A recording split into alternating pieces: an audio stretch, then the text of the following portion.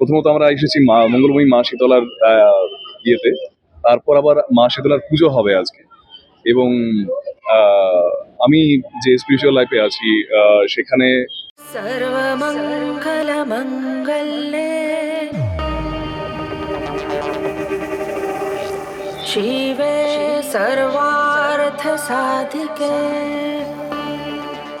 এই চরিত্রের negative shade অবশ্যই আছে, কিন্তু চরিত্রটি আবার পরবর্তীকালে কি হতে চলেছে তার সাথে, এবং মহাদেবের বরপ্রাপ্ত হলেও মানে হয়ে তারপর সে সেটাকে সৎ ভাবে ব্যবহার না করে আম, তার ফল যে কি হতে পারে এবং তারপর তার জীবনে কি ঘটতে চলেছে, সে আদৌ সৎ পথে ফিরে আসবে কিনা, এই ধরনের অনেক প্রশ্ন এই সিরিয়ালের মাধ্যমে উত্তর পাওয়া যাবে। তো অনেকদিন পর একটা অন্য ধরনের চরিত্র, হ্যাঁ। অনেকদিন পর আবার কামব্যাক, তো সেটা নিয়ে কি বলবেন? আম, খুব একটা বেশি দিন নয়, কারণ এর আগে আমি একটা পারিবারিক ধারাবাহিকে এসেছিলাম বেশ মাস 1-2 হলো, এবং তার তার আগে আমি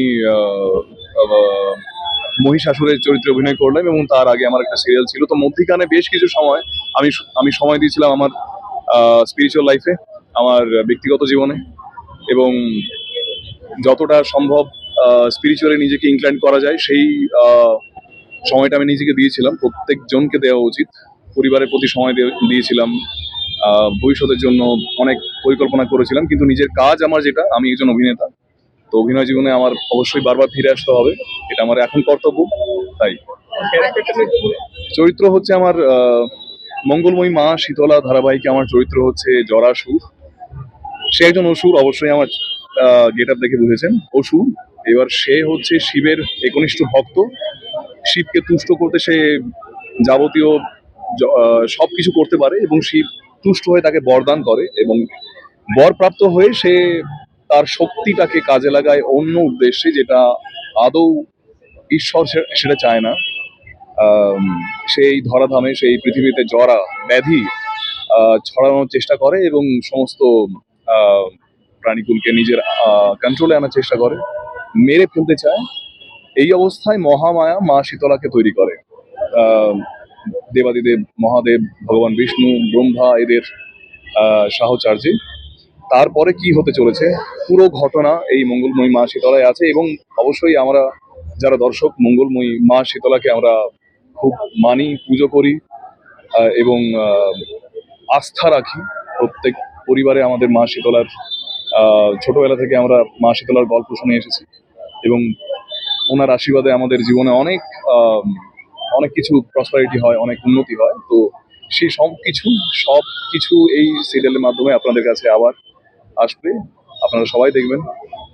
আজকে যেরকম শিবরাত্রি, তার সাথে তো উইমেন্স ডে, অনেকটাই স্পেশাল দিন, তো তোমার কাছে আজকে কোনটা বেশি special? সবার মতো আমার কাছে প্রত্যেক দিনের মতো আজকের দিনটা খুবই স্পেশাল, অবশ্যই। উমেন, হ্যাঁ, এই প্রথমত আমরা এসেছি মঙ্গলময়ী মা শীতলার ইয়েতে। তারপর আবার মা শীতলার পুজো হবে আজকে। এবং আহ, আমি যে স্পিরিচুয়াল লাইফে আছি সেখানে নিজের স্ত্রী এবং বাকি যে নারী, আমাদের কৃষ্ণা কনসিয়াসনেসে যা বলা হয় যে আহ, নারী এবং নারী হচ্ছে খুব পূজনীয়, পূজ্য একটা ব্যাপার, খুব পূজনীয়, এবং আমরা খুব মানি এবং শ্রদ্ধা করি। আর নিজের স্ত্রী ছাড়া সমস্ত সমস্ত নারী জাতি এবং মহিলা সবাই মায়ের সমান, এবং আমি খুব সম্মান করি। আর সুতরাং সবাইকে বলবো যে আজকের দিনে যদি মনে হয় তোমরা উদযাপন করবে উমেন্স ডে বলে, তাহলে আমি বলবো শুধুমাত্র আজকের দিন নয়, সারা বছর প্রত্যেকটা দিন, আহ, সকাল থেকে রাত পর্যন্ত যখনই হোক, মা বোন সবাইকে সম্মানের চোখে দেখো।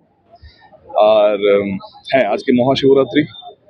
যারা যারা ব্রত রেখেছে তাদের জন্য বলি, যারা রাখেওনি তাদের জন্য বলি যে ঈশ্বরের প্রতি সদা আম, চিন্তন সদা চিন্তন হও। সারাক্ষণ যা কিছু করছো সব অফার করো, নিবেদন করো ঈশ্বরকে, যা কিছু করছো, এবং সেটা তুমি আপনারা সবাই জেনে নিন যে কি কি নিবেদন করতে হয়, কি কি করলে কি কি করা উচিত আমার।